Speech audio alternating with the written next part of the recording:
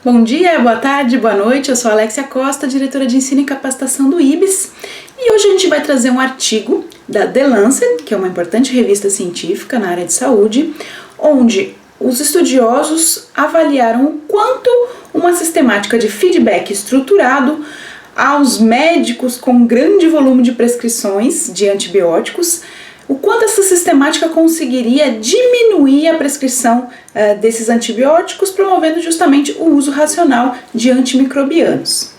Então, depois da vinheta, eu conto tudo para vocês.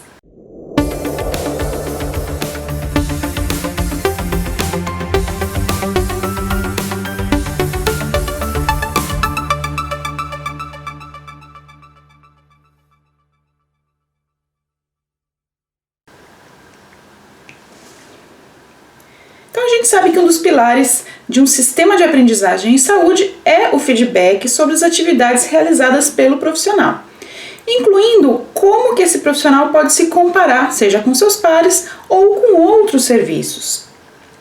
Nesse estudo, que foi um estudo randomizado, 20% dos maiores prescritores do NHS da Inglaterra, que é o National Health Service, o sistema de saúde pública da Inglaterra, foram selecionados para que fossem enviadas cartas e também um folheto sobre o uso racional de antimicrobianos.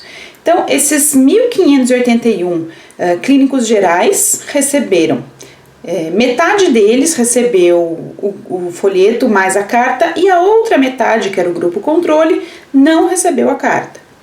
A diferença que os estudiosos encontraram no volume de prescrições não racionais foi de cerca de 3,3%. Isso representava, para esse montante de médicos, 73.406 antibióticos que foram dispensados a menos após a intervenção, o que demonstra um grande impacto em custo e também, obviamente, em segurança do paciente. Os autores chegaram à seguinte conclusão: que o feedback pode sim reduzir substancialmente a prescrição de antibióticos a um baixo custo e em grande escala. Baixo custo porque esses feedbacks, sejam por carta ou por outros meios de comunicação, são sistemáticas que não custam tanto quanto outros mecanismos, né, de implantação de melhoria, por exemplo, quanto implementar um grande treinamento ou outras mudanças estruturais. E em grande escala porque esse próprio estudo conseguiu identificar que isso era uma possibilidade, já que eles alcançaram tantos médicos assim. Bom, e as dicas que a gente traz hoje frente a esses assuntos relacionados ao uso de medicamentos, né, uso racional de antimicrobianos, são as seguintes. A dica número 1 é incluir a sistemática de feedback aos prescritores nos programas de gestão de antimicrobianos dos serviços de controle de infecção hospitalar, ou SCIH, ou o próprio CCIH.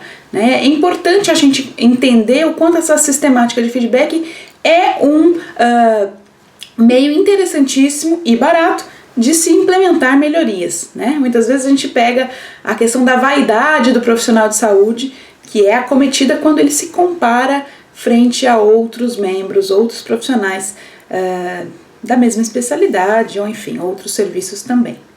A segunda dica é assegurar formas de comparação de resultados de modo a se manter a confidencialidade, né? Então, é importante, por exemplo, se você vai fazer a comparação entre 5 grupos de prescritores, o grupo que recebeu a carta sabe qual é o seu resultado, mas ele sabe que ele está sendo comparado com o resultado do A, B, o C e o D. Ele não sabe qual grupo é qual.